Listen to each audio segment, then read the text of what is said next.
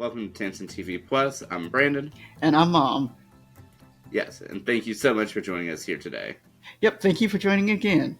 And Mom, how are you doing? I am doing just fine, Brandon. How are you doing? I'm doing well, and I'm going to go ahead and hand the floor over to you.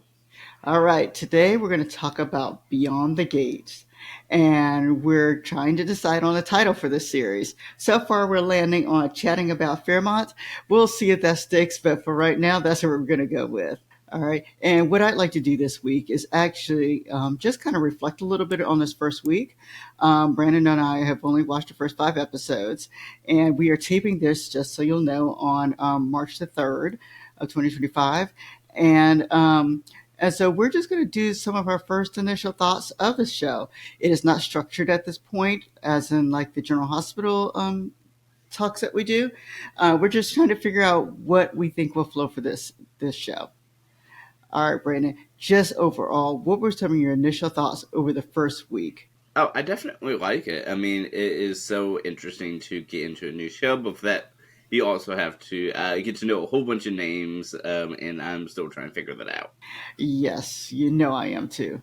And I will say I have enjoyed watching the show too. I've actually watched this before General Hospital, which is really scary. But I've enjoyed watching. I've enjoyed watching the show. It seems to be a little intriguing, some of it a little far fetched, but at the same time, it is kind of a nice watch, and it seems to go pretty. Time seems to go pretty quickly with it. Overall, we are kind of introduced, so the audiences know, to the Dupree family, and where they have, of course, 2 parents, Anita and Vernon, with 2 children, Nicole and Danny. This is what we know of at this moment for the core part of the family. Then, of course, their children, so the grandchildren of Anita and Vernon.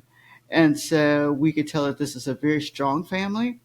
The whatever the parents say kind of rule for both of them, and if a meeting is called, they all shall attend. And so, Bram, what were your thoughts about Anita and Vernon being the head of this particular family? I really like them, and I can tell just sort of by the way that they present themselves that they truly bring dignity and respect to them. But at the same time, is even though that they have all this poise, is they are not at the top per se, whereas they're presented to everyone else as being the top of the society, especially Fairmont Crest, is that when it comes to their interactions with people like per se Bill, that they can be moved at whim. They sure can. And so what Brandon's kind of alluding to that we are noticed was that Bill is actually their brother-in-law or ex-brother-in-law, ex-son-in-law, and but he is actually able to influence people because he helps them in ways that require others to pay him back rather. And so one of the first things that we're introduced to overall in this family is the divorce that is occurring between Danny and Bill. Danny and Bill were married for many years, and Bill had an affair. Of course, we find out later he has had many affairs, but in particular at this point in time, the affair that he has with his daughter's best friend is now leading to a marriage. And that is kind of bringing everyone to kind of rebel against Bill. Did I leave anything out in that storyline, Brandon? No, not at all. And I think what makes matters interesting is not only is Bill getting married to his daughter's now ex-best friend, but she was also taken in, as a member of the family before, even being given a very different role. Yes. And so because she's marrying Bill, she is now being invited into this country club establishment in order to live and to attend on a regular basis. We are introduced during the first week to their wedding, and the whole family does attend. Of course, Anita and Vernon, the parents, do have to have a conversation with the family and convince them all to go. It's a very stern convincing. And when they do go, they all wear black, and so which is kind of interesting to watch. Yeah, I think what adds on to that intrigue is that while that they can be persuaded, to do Uh-huh. things, is that they always will do it in their style. And again, like I was saying before, what I find so interesting is that Bill is able to just establish himself at Fairmont Crest, despite the fact that the Duprees practically own the place, which sort of showed their power dynamic right there. But I like that they're able to sort of clap back at him in style. Yeah. Well, and during the first particular, I think first or second episode, Bill meets with someone, and the person he meets with really is not significant. What they're trying to say is that the person he met with, he is able to fix the problem that this particular gentleman had very quickly, and then kind of mention that this particular person owed him later. We're kind of showing that Bill is the type of person who will actually kind of hold things over people and so that they can repay the favor.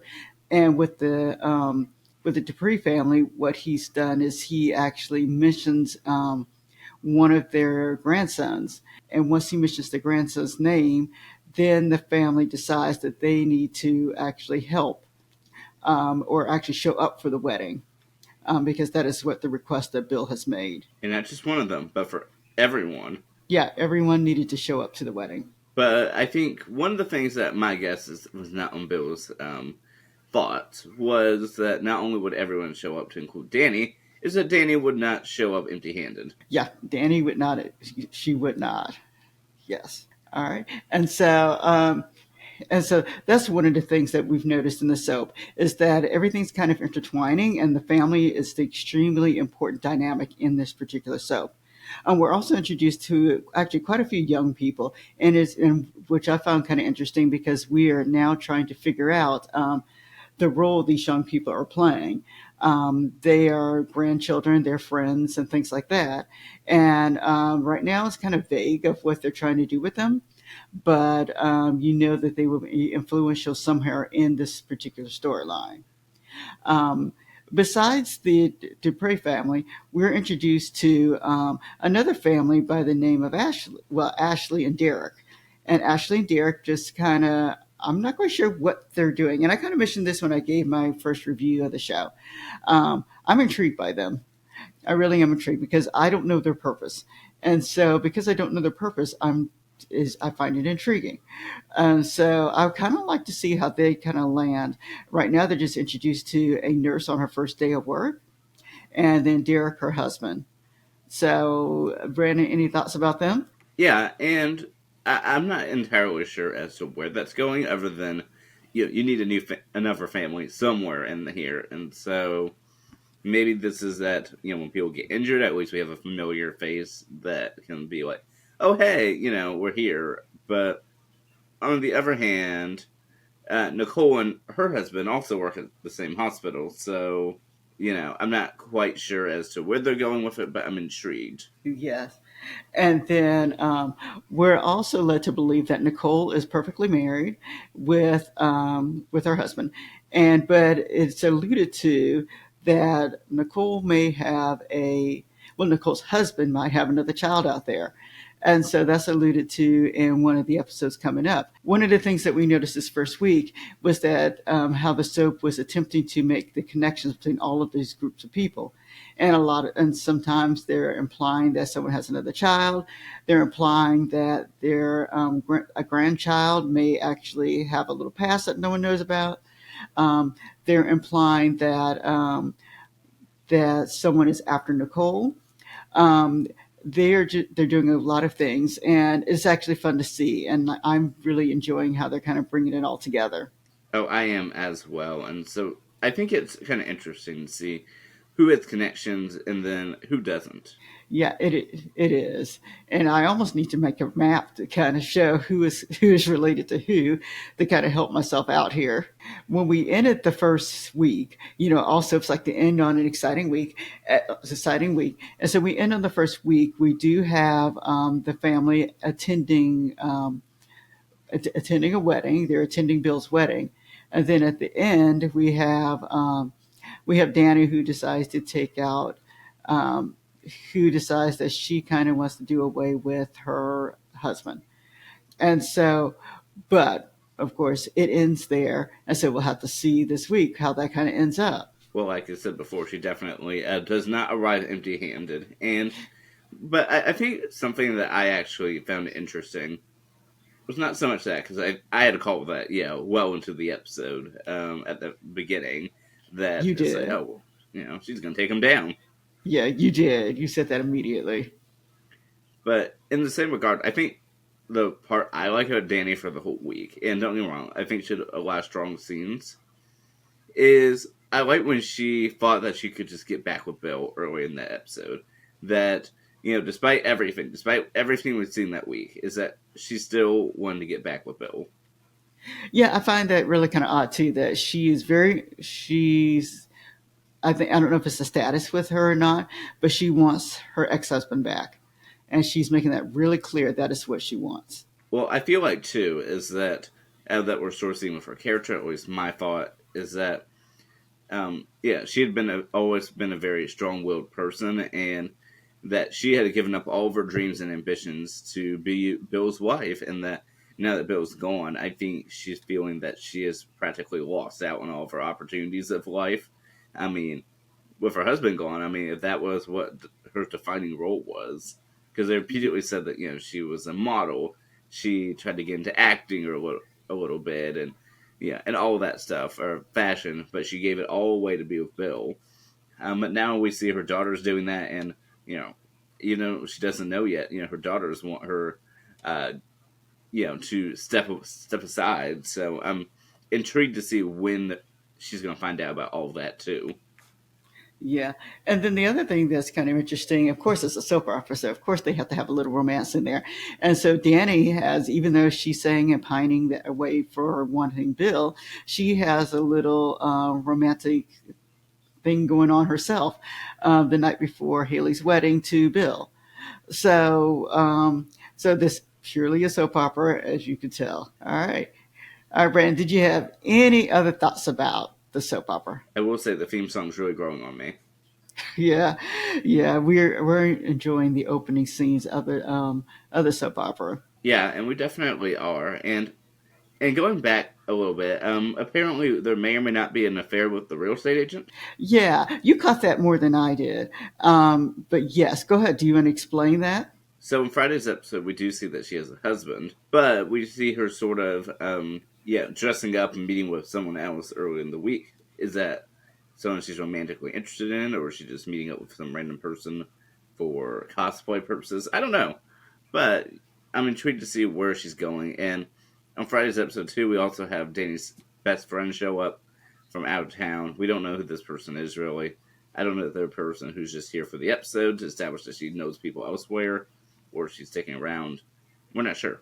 Yeah, and then another thing that kind of happened was someone was actually run over in the show, and so and the person who did that is someone who is claiming to have having Nicole's husband's child.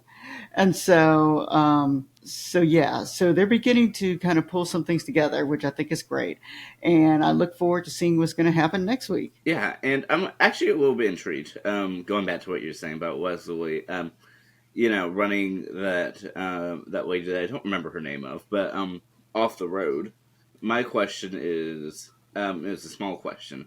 The person that she ran off the road, the assistant, is she, a side person, or is she going to be, a regular? Because of course, all these characters are new to us, so I don't think we fully know whether some of the people like the assistants are, people that we're just going to see in the background, or they're going to be real characters with storylines.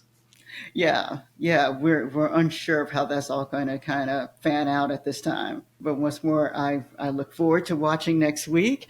We're going to figure out what kind of structure we're going to use for this particular show, and we look forward to speaking with you next time. Thank you so much for joining, and give us your thoughts about Beyond the Gates. Yeah, definitely, please do. And overall, what were your questions? Who did you remember most? And Mom, before we close out, I did want us to go over our connections. Oh, what are connections, Brandon? Well, first of all, do you know any obvious ones? Well, we have Clifton Davis, who is, of course, from us, a man. Yeah, that's a big one.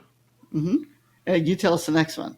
So we have quite a bit of behind the scenes connections with another show. Any guesses as to what that show is, Monver? I don't. Keep going. Yeah, we have a lot of behind the scenes connections with fellow soap opera General Hospital. Of course we do. Of course we do. Yes, one of the actually, I think a couple of the head writers on there worked on General Hospital previously. For instance, the creator of the show, Michelle Valjean, was previously on General Hospital within the early 2000s. Yes, yes. And there were three directors, that had been working within this first week episodes. Two of the three had previously been on General Hospital. One of them being Fido Xavier, who directed quite a bit of General Hospital for the last several years. One of the other ones being Stephen Welford, and one of the co-head writers who didn't write anything this week, to the best of my knowledge, but is there, is Robert Guza Jr., who Yeah. also worked on General Hospital as a writer. Yes, and that was one of the first names I saw that I mentioned to you when I saw it pop up. So yeah, so quite a bit, and I should mention that not only are we now speaking about two different soap operas on Tansson TV Plus, is that both of them come on at the exact same time, competing against each other. Yes, and we're struggling with that, aren't we, Brad? Let us know if anyone else is struggling with the same thing. But yeah, thankfully for you, for instance, is that you're not home during the time anyway. Yeah, I'm not home, so I have an extra 10 hours to kind of catch up on each weekend. But, but was for thank you guys for joining us, and we look forward to talking about this next week. All right, have a great day, everybody. And we'll see you next time. All right, bye bye.